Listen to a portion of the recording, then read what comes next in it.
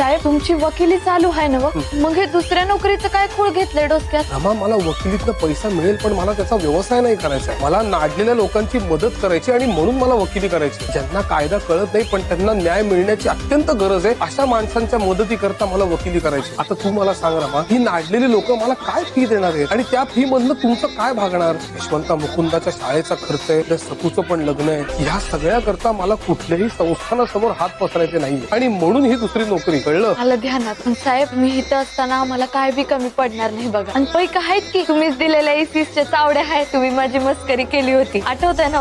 आठवतंय तर. अगं मी तुला ते पैसे बांगड्या करण्यासाठी दिले होते. कुठे बांगड्या? बांगड्या नाही केल्यात अजून, पण पैक जपून ठेवलं. बांगड्या काय करण व पण नुसतं बांगड्यांवर भागायचं नाही बरं का. म्हणजे तुझं अजून काही मागणं आहेच का? पण मला परवडेल असं माग. वय बांगड्या आणल्या की तू मस्ती सांग. बरं चला, तुम्हाला उशीर होतोय आणि मला बी पोरा सोरांचं आवरायचंय आणि आत्या बहिणीला स्वयंपाकात मदत करायची.